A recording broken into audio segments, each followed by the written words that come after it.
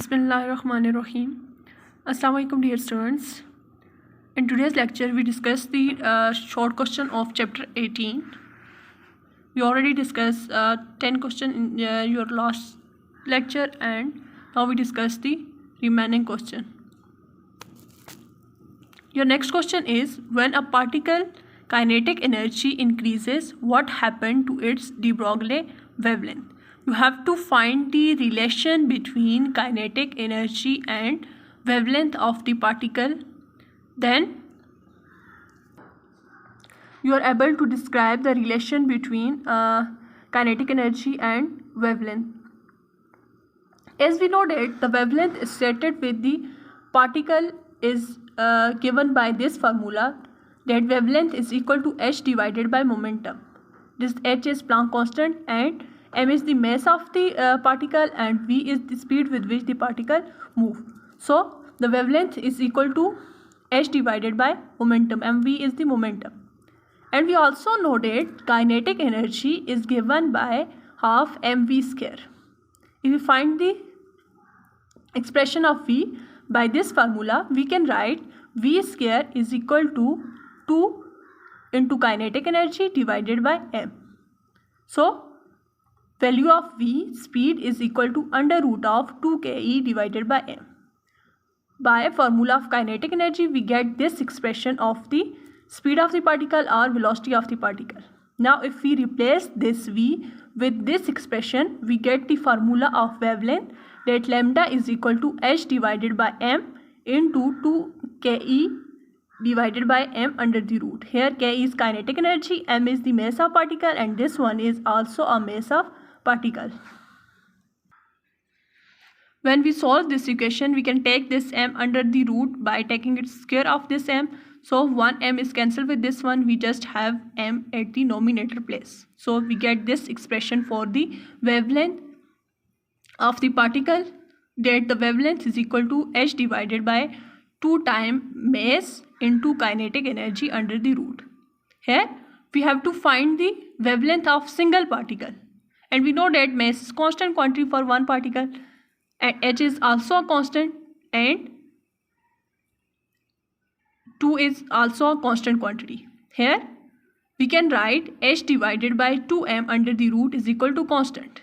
We just have to find the relation between wavelength and kinetic energy. So we take mass of the particle constant, h is also constant, 2 is constant, so h divided by 2m is equal to constant.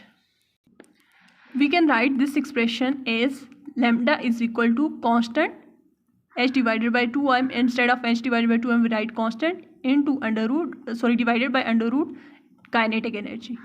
Here we can write that lambda is inversely proportional to kinetic energy.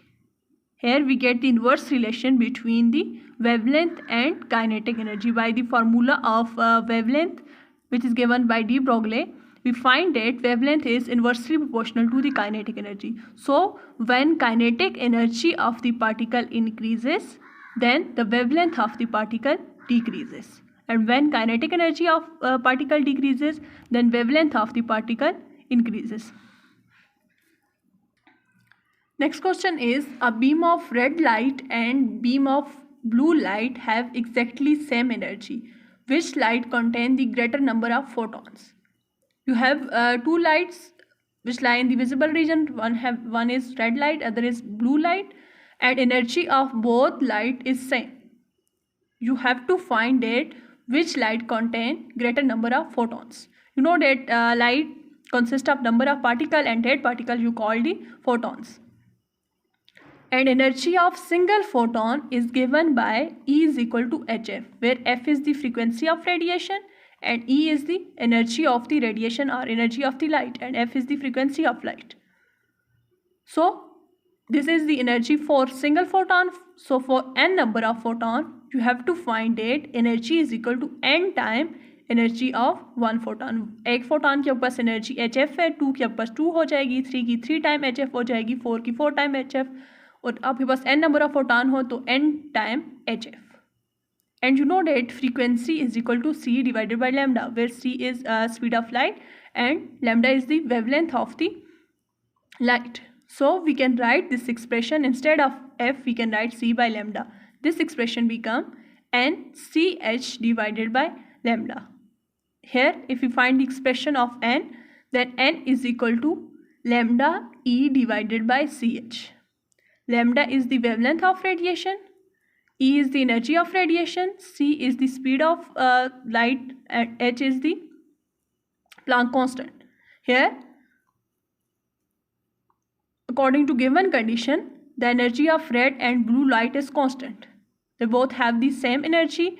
C is also constant value and H is constant value. So we can write N is equal to lambda into constant, or we can write N is directly proportional to wavelength. Mean number of photon present in a light is directly proportional to wavelength. The light which have greater wavelength have greater number of photon, and light with smaller wavelength have less number of photons.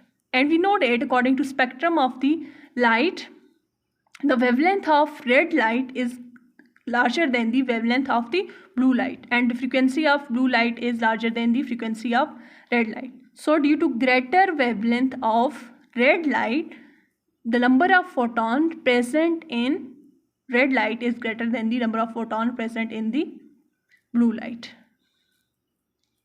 So we conclude that due to greater wavelength of red light contain more number of photons as compared to blue light.